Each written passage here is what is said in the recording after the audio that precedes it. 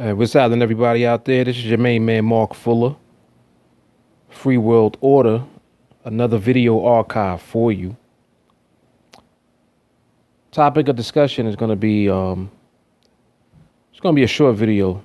I wanted to talk briefly about people caring about people. Before I even get started, I want to thank everyone who has subscribed to the YouTube channel, who has liked us on Facebook. Those of you that are checking for me on Facebook and sending me friend requests to connect. And also those of you supporting us financially, helping us to reach our goal of raising $1 billion in order to build the first resource-based city in the world, as laid out by the Venus Project. Be sure to check out thevenusproject.com. The work of Jacques Fresco, the late Jacques Fresco, who is now being continued, or which is now being continued by Roxanne Meadows, and a team of other people volunteering in order to bring the resource-based economy into fruition in this society. I want to talk about people helping people. I'm not sure what the title is exactly going to be, but if you are somewhat familiar with the way that the military operates, I would probably say not just the American military, not just the United States military, but many different military groups and militaries of different nations, they have a philosophy of no man left behind. Now, this is very powerful because what this means is that under no circumstance will they leave a man behind. If someone gets separated from their company or their platoon, that platoon, or however other many platoons necessary, will go back to find that soldier. Even if the soldier is dead, they'll go back and retrieve the body. They will not leave them behind under any circumstance, unless it was something like, a bomb or something like that went off where the body was disintegrated.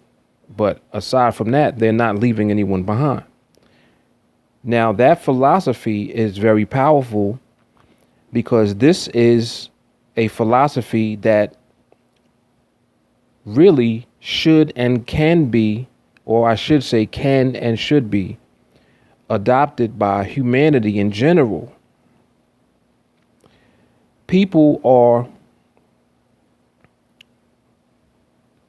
raised from children and brought up in their culture to do certain things. You're either taught to dislike certain groups of people, to dislike certain colors of people, dislike people that don't necessarily speak your language, or you're just not raised up with manners and to have respect for your fellow man, for other human beings. You're taught that if someone is different from you, then they are not as good as you are. They're beneath you. Depending on the culture that you're raised in, this is what you're taught from a child. The same way that you can teach a child to hate, you can teach a child to love. Adults now were children at some point in time, and whatever they were raised with as far as their environment and the conditions that they were raised in determines more than likely what type of adult that they have become. So the people that you see functioning in the world now, as they grow up, either, through their teenage years where they're really able to kind of have a basic understanding of the way that the world around them is working, to be able to make educated decisions because they're old enough to understand, for the most part, the way that everything is functioning around them. Once a person reaches that age where they're able to discern for themselves, they now can choose from the options that are made available to them in their environment. And this is the history of humanity. So when ideas catch on to groups of people, you have to realize that when those individuals within that group of people have children, they teach the same thing that they are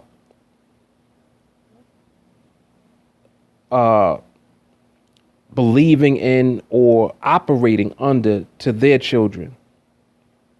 So the children don't have a choice as far as being taught whatever that is. If it's hate, you notice that hate is continued from generation to generation until that chain is broken by someone. But someone has to break that chain. There are people that may be exposed to someone that they are being taught to hate, and they take it upon themselves to choose not to hate, thereby breaking that chain. So people caring about people or people hating people has everything to do with the way that we are raised from children. So in society, when you see the way people behave, you can attribute the majority of that to the way that they were raised and in the environment, or what type of environment that they were raised in and what they were exposed to. It will tell you a lot about the way that they ended up as an adult. And then those people go have children, and more than likely they're going to expose their children to the same thing that they know, which can be hate or it can be love. So love, hate, good and evil, someone with manners or someone without manners, someone who is taught how to have couth, and someone who may be vulgar. These things are taught. As human beings, we react to things. We're not born a certain way. So everything that you do is a reaction to something that you are exposed to in the environment around you, period. You don't know anything else. Even as a baby, the way that you learn how to walk is you see everyone around you walking, standing up. So you try to stand up because that's what you're seeing around you. And even when you fall down, you get back up because you still see people standing up. So you are duplicating what you see. You're reacting to your environment. This applies to us as human beings on every level. So when we look at this in perspective, in terms of the society that we have become, and you see all of these different types of people doing all of these different types of behaviors. Some people are very loving and care about one another. Some people are very hateful towards other people because of their skin color or because of whatever their disposition may be, because of whatever their background may be. It's just like, conflict that exists between nations and groups of people. And when you become like a patriot of whatever you represent, the enemies of whatever that is become your enemies because you take on the allegiance of the place that you're being raised, the environment that you're being raised in. It's just like people pledging allegiance to the flag of their nation or pledging allegiance to the government of their nation. Why do you pledge allegiance to a government? Because that's the environment that you're raised in. You see what I'm saying? So all of these things, whether they be negative or positive, are taught to us all as human beings. It's just like I'm a black man. If I was born as a black man in China, what language would I be speaking?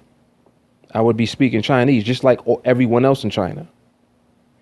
What would my behavior be like? My behavior would be just like everyone else who was raised in the Chinese environment. If I was born in Mexico, I would be speaking Spanish. If I was born in Russia, I would be speaking Russian. You see my point? Even though I don't look like them, if I'm raised in that environment, my behavior will reflect what I'm raised in, period. So people don't understand this, and they tend to think that, well, you can't help who you're born to, and this, that, and the third. Yes, this is true to some degree, because you may or may not be someone that is exposed to more than one thing. Just like how some people are exposed to hate their entire life, but when they get around other people, something in them may not agree with that idea and that concept, and they begin to question it. Well, why do I actually hate these people? Why do we actually hate these people? Instead of you just hating people because that's what you were raised in. People will excuse the way that they are and leave it at that. And this is what perpetuates ignorance, because for you to say, well, I don't like those people because I was raised that way. There's nothing I could do about it. That's the way I was raised. That may be the way that you were raised, but you don't have to remain in that condition and thinking that way. You can choose to not think that way and begin to question, well, why do we actually hate these people? You see what I'm saying? So the choices become really a matter of whether or not you decide to adhere to the values of the culture and the environment that you're raised in. You don't have to. You can question the hell out of the way that you were raised until you get answers that make sense to you. And to me, there is something inside of every human being that yearns for peace, that yearns for brotherhood, and for getting along with others instead of not getting along with others. Like, you always have a menace, people that become menaces in the society that they're living in, but they're really just an extreme reflection of the values and the environment that they're raised in. If you're raised in a very aggressive, violent environment, and that's what you see, that's really kind of all you know until you see something different. It's the moment that you see something different that you're exposed to that you may begin to question the violence that you have been exposed to your entire life. And that questioning now becomes the yearning for you to move in a different direction. You see what I'm saying? So the idea of people caring about people, as far as we go as humanity, the same way that the military, or in the military, they have that philosophy of not leaving any man behind. That's the same nervous system that we must have as human beings. So if we're living in a culture where we are taking advantage of, got distracted a little bit there. Sorry about that. Now, every human being has to think and take on the same nervous system in order for us collectively as human beings, as one species, not only to survive, but to live on this earth and coexist with one another really the way that we should, without someone having to tell us to do it. So the unnecessary suffering that people experience, there are people that are starving to death on the planet. There are people that are homeless on the planet. There are people that are exposed to terrible living conditions on this planet. And it's an unnecessary thing that is dictated to those people who are not in position to help themselves many times.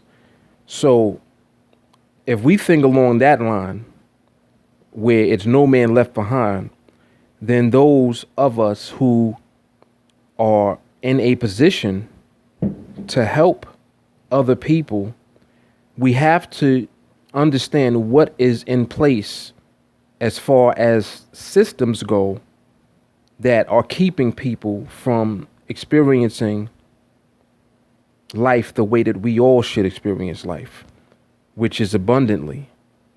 So, I mean, aside from, you know, if you live in the westernized world in any country, the United States, Canada, anywhere in Europe, for the most part, your experience is nothing like the experience of human beings living in many other countries throughout the world where they don't even have clean water, dying from, malaria and, I mean, just diseases that we don't even have to deal with on any level. Unnecessary things going on. They don't have access to medication, not having access to food.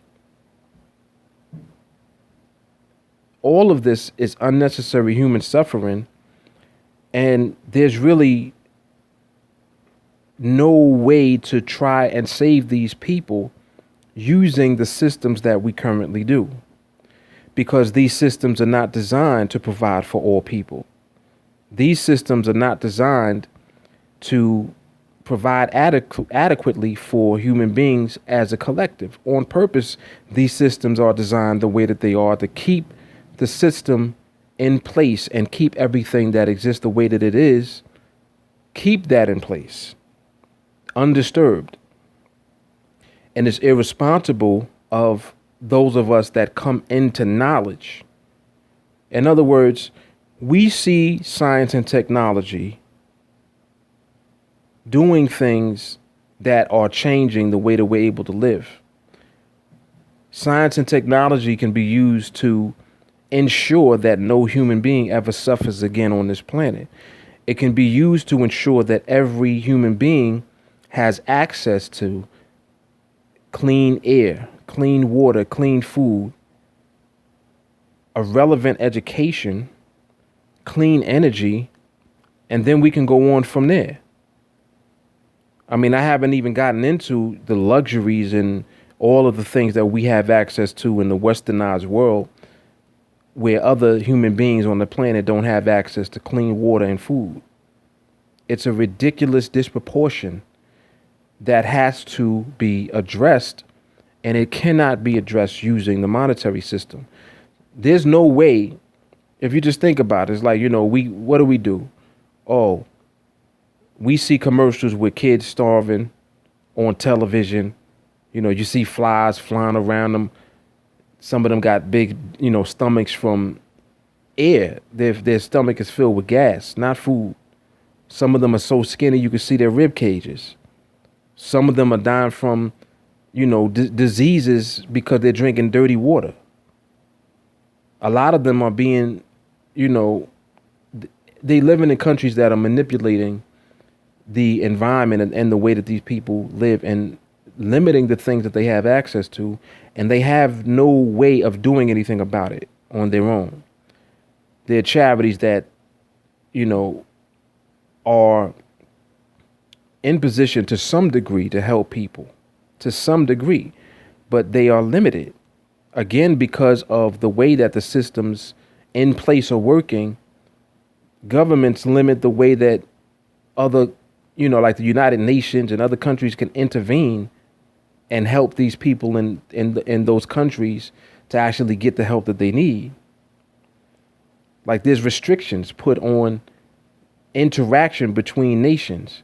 There's tariffs and there's trade laws and all of this other bullshit and all of this red tape that's in the way on purpose, just to keep a small group of people in their government in power. Same thing goes on here in America. Same thing goes on in Europe. It's no different. It's all a part of the same systems.